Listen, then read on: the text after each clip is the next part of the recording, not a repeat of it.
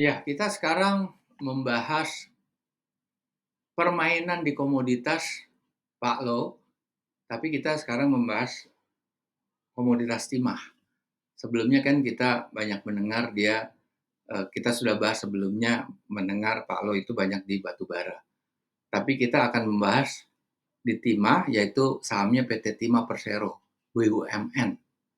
Ini kita dengarkan dulu apa kata Pak Lo.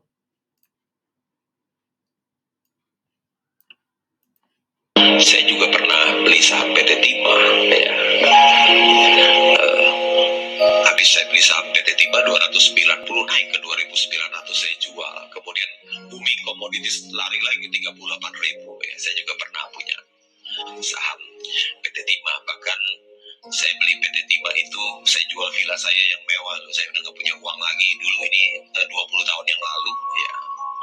Saya jual villa saya yang mewah itu luas 2.800, lantainya pakai marmer Itali. Saya mau beli saham, nggak punya uang, akhirnya saya jual villa saya itu untuk beli PT Timah. Oke, di clear ya bahwa Pak Lo itu melihat opportunity mungkin yang disebut uh, lifetime opportunity sehingga dia berani jual propertinya. Tidak peduli berapa bagus itu properti, mungkin berapa senangnya dengan properti, tapi dia lebih senang lihat opportunity di pasar saham, itu di timah.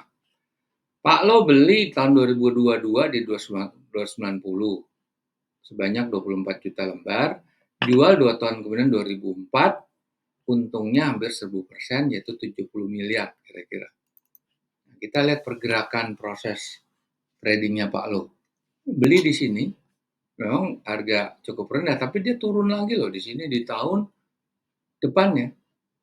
Tidak membuat Pak Lo bergeser sedikit pun, dia hold dan akhirnya naik tinggi sekali nih, meskipun turun, dia jual di level 2.900 di situ. Nah, kalau kita panjangin itu grafik harga, ternyata naiknya gila lagi. Pertanyaan kenapa nggak nunggu di sini? Oke, kita nanti bahas. Dan ini harga komoditasnya ya. Dia beli di sini 2022 saat harga sangat rendah.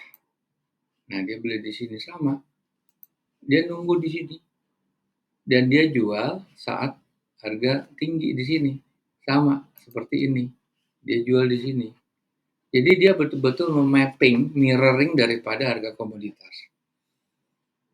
Nah, ini ternyata pergerakannya tuh naik seperti ini, turun, naik lagi, lebih tinggi lagi. Pertanyaannya, apakah Pak Lo tahu harga komoditas naik tajam atau tidak? Apa faktor yang dilihat selain harga? Nah, sekarang kita lihat laporan keuangan. Kebetulan hanya laporan keuangan tahun 2006 yang kita punya saat dia jual ya. Atau 2004 lah sebetulnya. Nggak sampai. Nah, ini kalau kita lihat book value dari 2006, ini 2006 udah dijual, Pak Lo jualnya di 2004. 2004 itu jualnya atau dia melihat laporan keuangan ya pasti di 2003. Nah, di sini dia yang terakhir pasti laporan keuangan tahunan 2004 pasti belum keluar. Jadi yang keluar adalah Q3 2003 saat itu. Nah, kita lihat di sini, kalau lihat di saat dia setahun setelah dia jual itu book value-nya 3.400 lah kira-kira ya. PR-nya masih rendah. Tapi kalau dihitung secara true value dengan model Benjamin Graham, gurunya Warren Buffett, itu true value tertinggi 5.000, terendahnya 4.000. Jadi ya mungkin saya anggap di tahun 2003-2004 ini sekitar seperti itu gitu. Jadi ya yang paling penting di sini adalah ininya nih.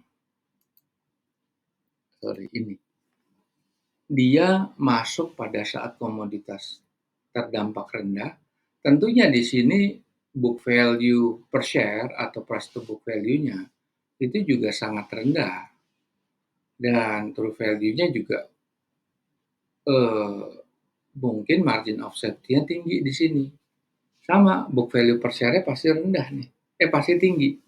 Jadi margin of safety-nya tinggi di sini. Oke, kita jumpa lagi di sesi yang lain.